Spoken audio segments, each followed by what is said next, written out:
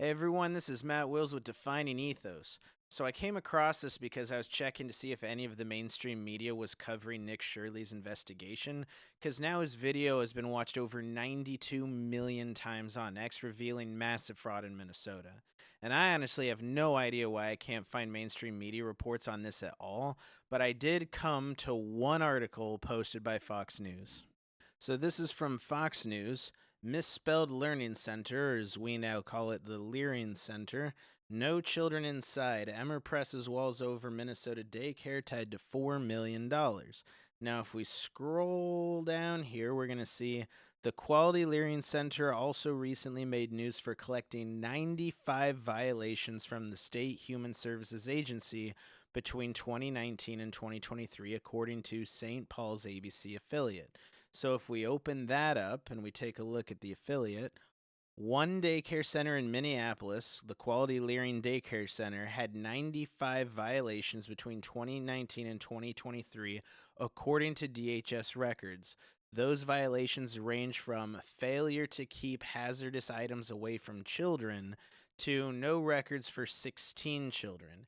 In 2022, DHS placed the facility on a conditional license, but state records show that the Quality Learing Daycare Center still received $7.8 million in federal tax money since 2019, despite its regulatory issues. Its conditional license was removed in 2024. So the Quality Learing Center had 95 violations and were given some sort of performative conditional license. And we know it's performative because it was removed in 2024 and they kept receiving the funds all the way through. Obviously, no one checked on this place until Nick Shirley did, because it looks like it's been closed down for years. There's no one there. The locals were even saying they never see anyone there, including kids coming through. So you remember when Tim Walz gave his public fraud address and his team said this? I think a couple of things are important here with respect to the number. We've seen evidence of tens of millions of dollars in fraud to this point. We don't have evidence in hand to suggest that we have $9 billion in fraud in these benefits over the last 7 years. And if there is evidence, we need it so that we can stop payment. That's a very alarming number. And so if there is evidence, credible allegations of fraud, we need that information to take action now. What's the point? How can you possibly act as if you don't have any leads on fraud if you don't even check in on those places that your own DHS shows you 95 violations? Not one person has physically went to the business to check in on it. Also, what's the point of giving violations at all if none of the funding is being cut? I mean, I honestly want to know what the violation threshold is for either of these. Is it like 100 before you decide to check in and see if everything is on the up and up, or like 150 before you consider cutting funding? I don't know how these guys can stand up here and claim plausible deniability when they're clearly looking the other way. These guys need to be removed. You don't even want me to start looking into all the NGOs in Minnesota, because what we're looking at right now is just the tip of the iceberg. And I honestly believe that local media is in on it as well. So here's Steve Grove. He's the CEO of the Star Tribune in Minnesota. And there's him outside with his Walz sign and his Keep Abortion Safe and Legal sign. So this guy, he's a former executive from Google and YouTube. He was the founding director of Google News Labs and YouTube's first head of news. So it doesn't really make me feel all that good that this guy has such an impact on news. So this article is from the Star Tribune back on December 11th. Trump claims Minnesota lost billions to fraud. The evidence to date isn't close. President Donald Trump's White House claims that Democrats allowed a $1 billion plus heist to take place in Minnesota, a figure the administration is using to justify his recent targeting of Somali migrants in Minnesota.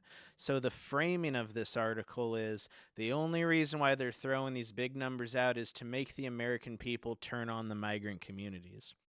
During a cabinet meeting Tuesday, Trump asserted that Somalians ripped off that state for billions of dollars, declaring he does not want them in our country.